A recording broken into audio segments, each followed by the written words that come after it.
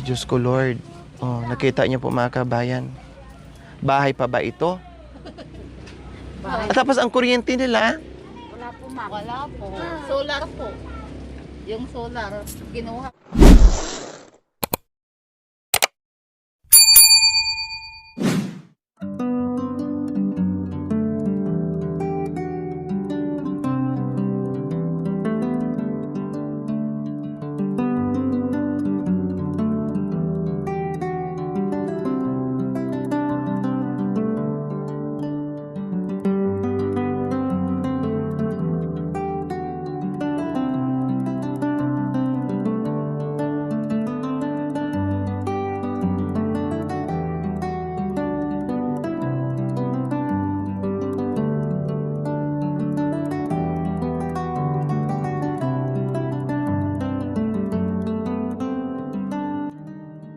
so ayan po mga kababayan,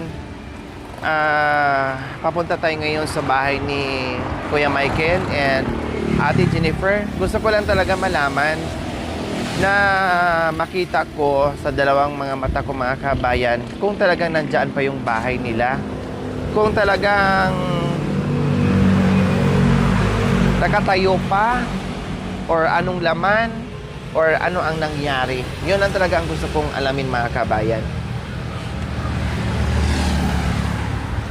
Ito yung daanan papunta sa kanila. Nakakalula kasi dikit ito mga kabayan. Ayan o, marami yung bahay na dyan.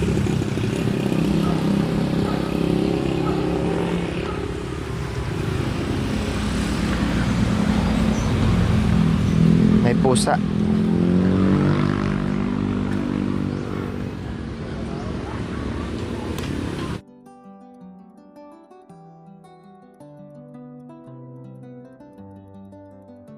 So ito yung pinagawa natin na bahay ni Kuya Michael and Ate Jennifer po mga kabayan.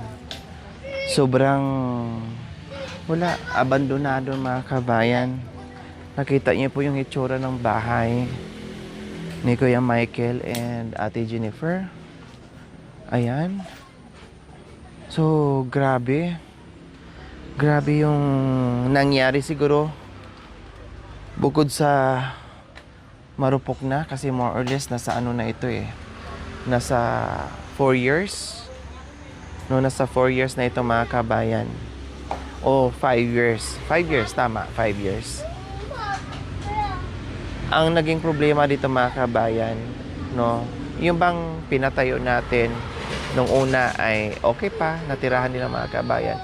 Pero dumating yung point na para bang bumalik sila sa kalsada at doon sila natutulog. Plus, yung bahay na imbis na sila ang matutulog dyan mga kabayan, ang nangyayari ay tinatambakan nila ng kalakal. Kung naalala nyo po, nung ako ay pumunta dito at nagalit nga po ako dahil wala. Yung laking bahay na yung mga kabayan, malaki, maluwang yan eh. Malaki pa yun sa bahay ni Kuya Uming. No, malaki pa yun sa bahay ni Kuya Uming. Yung buong bahay na puno ng kalakal at ang dadaanan mo ay kapiraso na lang, no? Halos ganyan na po mga kabayan, dalawang dangkal magkabilaan ng daming patong ng mga kalakal po mga kabayan. So ito ang naging sistema sa bahay nila. Talagang ang ilalim ay wala na, wasak na po talaga mga kabayan. Ang matibay na lang is itong ang matibay mga kabayan at naiwan is yung ano na lang, yung poste. So hindi na rin natin mapasok. Ayan, kasi iniwan nila to nakakandado. Ayan o, nakakandado siya. Nakakandado. Oh, tapos meron pa ditong mga basura. No, meron pang mga basura dito or kalakal na mga kabayan. So ganyan ang sistema. Ayan o, nakakandado siya. Tapos pinasok na ng anay kasi ang bahay po mga kabayan, kahit sabihin nating maganda yung bahay, kapag hindi na natauhan at napabayaan, magiging mukhang abandonado. Yun ang problem. Imagine nyo po yung bahay nyo, no, na iniwan nyo ng matagal na panahon, Tingnan nyo po, maabutan ng isang taon, 2 taon, 3 taon or more, magbaklasan, no? Magmumukhang luma ang bahay kapag walang nakatira at walang nag-aalaga. So, ayan. Ayun, pwede pala tayong umikot sa likod para makita po natin yung kanilang buong bahay. Ayan. Ayun. O, bumigay na talaga dito mga kabayan. O, ayan. O, di ba sabi ni Kuya Michael, ang mga basura daw dito or mga kalakal, tinanggal na daw niya. Di ba? Sabi niya kagabi, tinanggal na daw po niya. Pero, nandito pa. O, nandito pa ang mga kalakal. Opo, nandito pa yung mga kalakal. Ito yung sinabi ko sa kanila na huwag kayo magtambak ng kalakal sa loob ng bahay. Diretso sa junk shop. Ano bang asako-sako? Yes po, damit, tapos kalakal, lahat na. Nag-ipon-ipon na dyan. Kaya wala mga kabayan. Tapos yung dyan, ayan. Oh, pati dyan mga kabayan. Ito na. Oh, ayan mga kalakal din yan na hindi na naalis. Hindi na naalis mga kabayan. Nasabi ko, ibenta na yan. Kalakal, syempre, ikalakal, ipunin at ibenta. Pero hanggang ngayon, bakit ang kalakal na nandiyan hanggang ngayon hindi pa naibenta? Hanggat ang bahay na bulok. Ang sabi ko nga po mga kabayan, hindi lang sa kanila ni Kuya Mikey, lahat na napabahayan ko, maliit man o malaki, konkreto man o hindi, lagi ko sinasabi, ingatan ng mga bahay. Ngayon, kung ano mang sira, kumpunihin unti-unti. Huwag antay na ako pa mag-ayos. Ako na nga nagbigay. No, ako na nga nag-ayos. Pati pa naman sira-sira ng kunti-kunti ay iasa pa sa akin. Siyempre, akong punihin.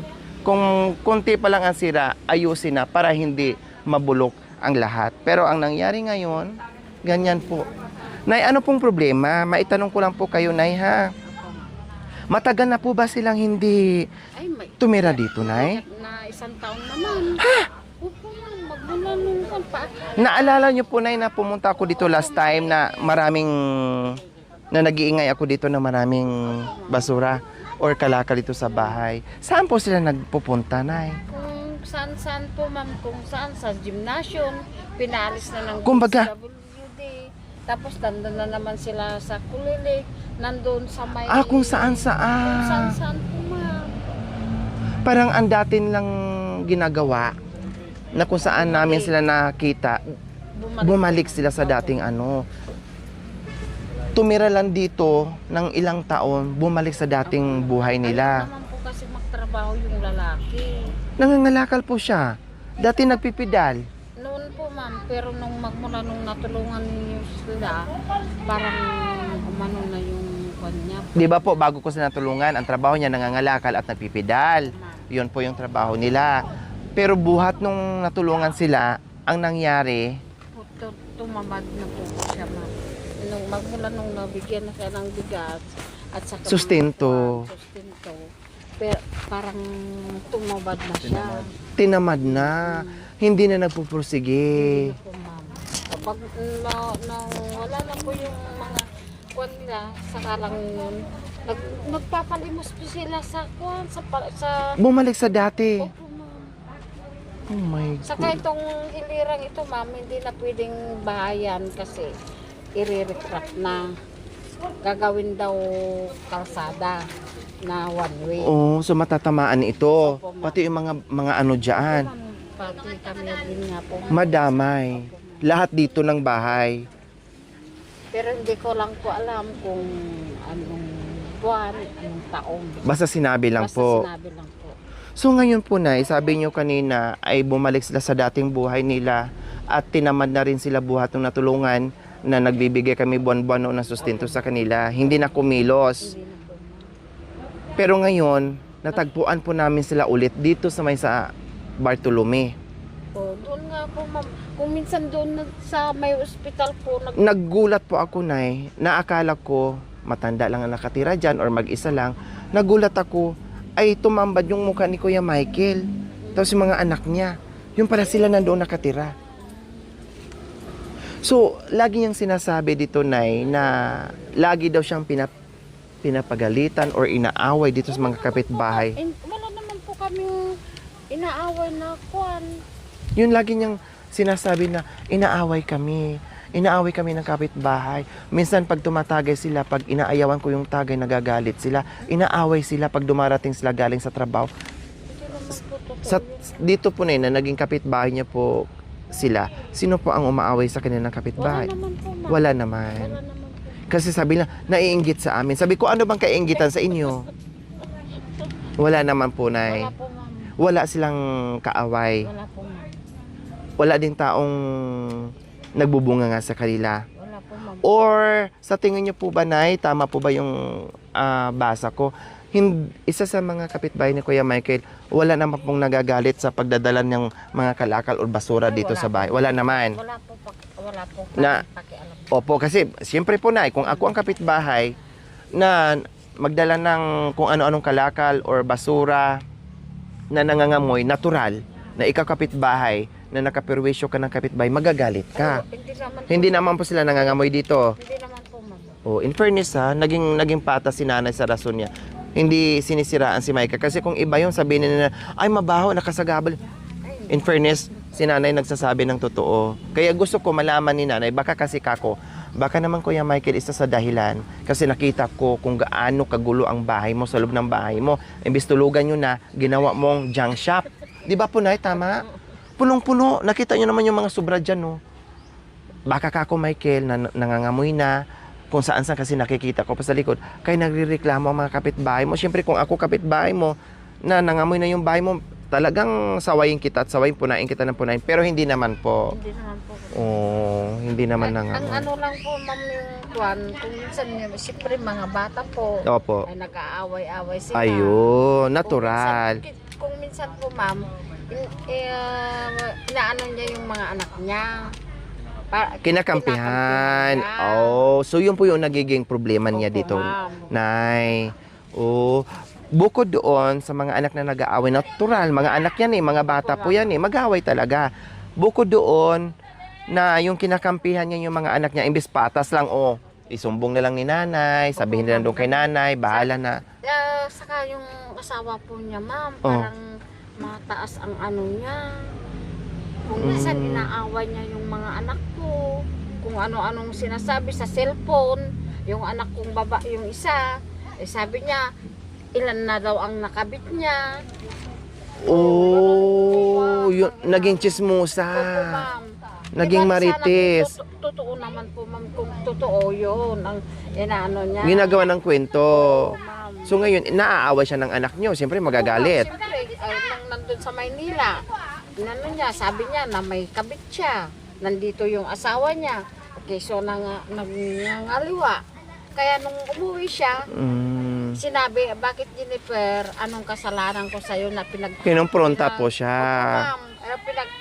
Pinagchichismis mo ako kung ano-anong pangalan ng ginagamit ko. Opo. Alam ko kung sino ka na. Opo. Sabi ko, ma'am. Yun ang inaano niyang yung asawa ni Michael. Yan ang naging problema. Magaling mag-ano yung ganyan, Magkukwento, magchichismis. ma'am. Opo, ma'am. Kaya nga po, ma'am. Paninirang puri Kaya yun. po, ma'am. Kaya pinakapitan pa namin, ma'am. Sabi niya, itinanggi pa niya. Sabi naman ng anak ko, nandito yung text niya, o kap. Pinakita pa yung text ng Juan.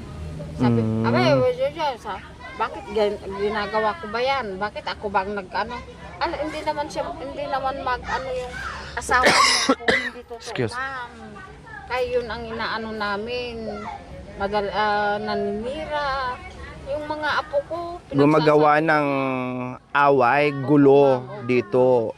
Okay. So ngayon, alam ko na. Sabi ko nga kanina, naging patas naman si nanay. Hindi naman siya naninira. Yun lang. Pagdating sa bata, doon nagkakagulo na kinakampihan ni Kuya Michael yung anak niya. Plus, si Jennifer ay naging chismosa, naninira ng pamilya. O halimbawa, pagpalagay natin may asawa, yung anak ni nanay na sinasabihan niya or may kabit, o sinira niya ngayon ang relasyon ng mag-asawa dahil sa chismis niya na kung ano-ano, at nasa Maynila ang anak ni nanay, nakakarating ang chismis doon. 'Di ba? So hindi maganda 'yon. So yun ang nagiging problema, wala na. Yung pagdating sa bata na nag-aaway kinakampihan niya, plus yung pagchichismis ni Ate Jennifer na kung ano-ano. Kaya hindi na po sila dito. Hindi na po, matagal na po. Matagal na. Mahigit na 1 taon na po, ma'am. Ang tagal na po mga kabayan. Wala, inabandon nila ang bahay na binigay ng ating mapagmahal. Mga 5 years na, tama po ba na ito? No? Mga 5 years na ito. Mga 5 years, no? Tama ate. Mga 5 years na. Sinayang nila, hindi naalagaan. Kasi, kung halimbawa, pag nasira to, kung gusto nila na ayaw ng mawalan ng tirahan, siyempre pinaayos na nila yun. Kasi naghanap buhay naman sila eh. Pero ang nangyari, dahil nakatanggap sila buwan-buwan, no, cash at saka grocery, so naging tamad, sabi ni nanay. Hindi na kumilos, imbis na sipagin sila sa paghahanap buhay, no, naging tamad sila. Umaasa na lang sa ayuda at hinayaan nila yung bahay. Mas pinili pa nilang masira ang bahay, mas pinili pa nilang tumira kung saan-saan. O, biro mo, sabi ni nanay, napunta ng iba't ibang lugar, tama po? O, di ba? Punta pa nga dito, ma'am. Oo. Yung DSWD. DSWD na si Madam Perlita, hinahanap si Michael. Sabi ko naman, ma'am, wala na po, matagal nang wala na sila dito, ma'am. Bakit hinahanap po sila para sana ayuda? Hindi ko po alam. Hindi naman po sinabi, ma'am. Baka sa mga bata, merong mga ganon. Kasi ilang taon na yung mga anak niya. Inano namin sa daycare center, ma'am. At saka yung mga anak niya hindi nag-aaral.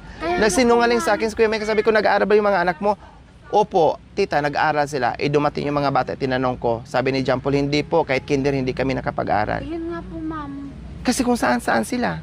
Kaya nga po, ma'am. Binigyan ko yan dati ng panggastos, pangkuha ng birth certificate para maasikaso, para mag-aral na daw kinder. Yung pala, inasahan ko nakapag-aral, hindi pala. Hindi po, ma'am. Matanda na yung pangalan.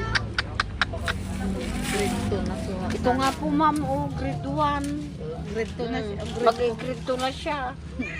Yung anak niya nga, mas Matanda. Siguro si John Paul, mga first year high school or grade 6. Ganon si ano. Kasi 11 years old na siya eh. Grade 6 na po, ma'am. Oh, dapat mga grade 6, di ba? O grade 7, mga ganyan ang edad ni, ay, mga, kung nagtuloy-tuloy sana. Ayan ang grade ni, ni John Paul. Wala po mga kabayan. Nanatili ang mga kalakal na nandyan, basura, mga damit nila, kung ano-ano, nandyan. Siyempre, anong mangyayari dyan? Hindi pumunta. Kinain ng anay eh. Pati yung yero, wala. Last, dinaanan pa ng bagyo, kundi lalo. Abutan na O kayo na, halimbawa nasira yung bahay nyo, o mayroong marupok sa bahay nyo, anong gagawin nyo po? gagawin po, ma'am. Oh, natural. Tatagpian. O, tatagpian, gawa ng paraan. Tapalan, tagpian. Kasi gusto mo may bahay ka. Hindi ba barong-barong ang bahay mo, basta iyo, na hindi yung pakalat-kalat kung saan-saan ka natutulog. Kung saan banda. Mas pinili nila yung buhay na ganyan, bumalik sila sa dati. Kasi, ang akala nila noon, tuloy-tuloy yung sustento. Inaputol. Naging tamad. Gusto lang hingi ng hingi, nay. Ay, yung mga bata, gusto, inuutusan na manghingi na manghingi. Yun nga po ang gusto nila, ma'am. Tapos yung karito nila na may, may nakalagay na humihingi kami ng chuchu-chuchu, ganyan-ganyan. Nalilimos. Bigyan na kita ng 20. Ay, Diyos ko, Lord. Oh, nakita niyo po mga kabayan. Bahay pa ba ito? At tapos ang kuryente nila, Wala po, ma'am. Wala po. Solar po. Yung solar, kinuha po nila. Yung mga solar nila. Wala po, ma'am, kuryente. wala talaga mga kabayan. Ang naiwan, poste na lang ang hindi kinain ng anay. Maganda Dito, lang. ay ko lang kinitis kami kung ako lumatang pinapay. Wala eh. Siyempre, pinabayaan nila. Tapos, bukod sa pinabayaan, tinambakan nila ng Mga dami. basura at kalakal. Punong-puno yan dyan. So, ayan po mga kabayan, nakausap natin si nanay, isa sa kapitbahay nila. In fairness, hindi sila inano, no. Ay, okay naman sila dito mga kabayan, no problem naman. Kailang, sinasabi nga na ito ay gawing Kalsada. kalsada. Pero wala pa naman, while hindi pa, habang wala pa, no, na yung sinasabi ay gawing kalsada, manatili sila dito. Pwede naman. No? Pero pag dumating ang panahon na gagawin na talaga at nag-umpisa, okay, sige, alis sila. Pero sana ay inayos mo na ito para hindi yung pakalat-kalat sila mga kabayan. Antayin natin yung go signal ng gobyerno o ng lokal na, okay, sige, mga hindi na pwedeng manatili dyan kasi gagawin na sunod na buwan. Magdaan-dahan na kayo, maghanap ng malilipatan or bigyan naman din sila ng relocation site or bigyan naman din sila ng malilipatan nila kasi hindi naman pwedeng palaya sila ng basta-basta dyan. Paano yung may pamilya, mga anak, diba? So wala talaga mga kabayan. Kaya ako nag-iisip ngayon, no, naaawa lang ako sa mga bata, mga kabayan. Nangibabaw ang awa ko sa mga bata ni Kuya Michael and Ate Jennifer. May pagkamaldita talaga si Jennifer, mga kabayan.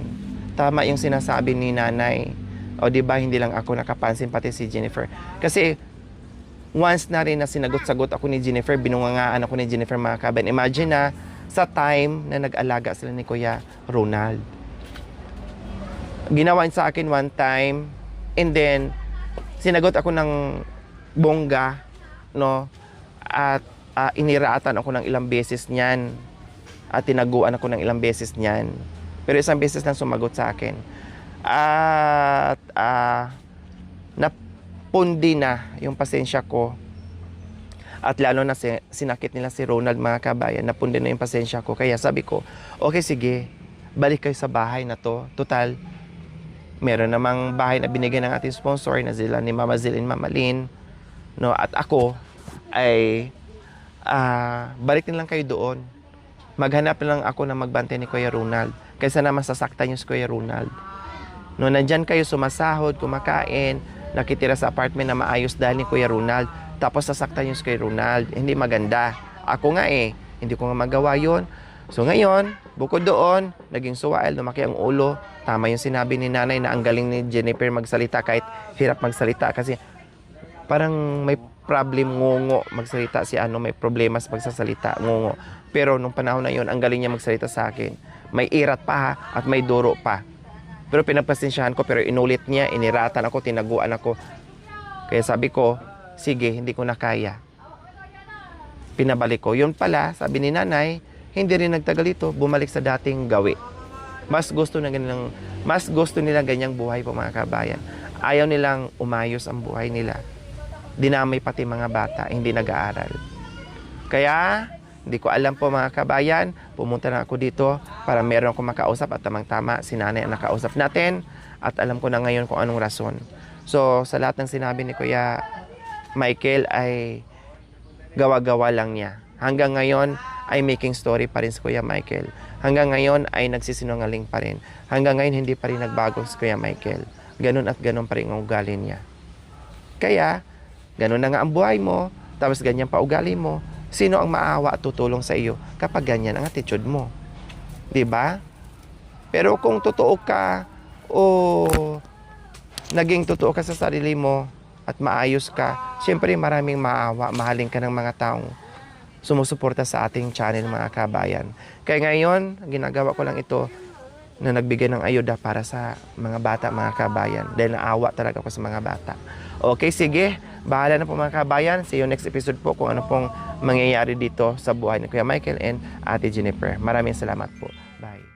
Thank you for watching. Don't forget to like, share, and subscribe.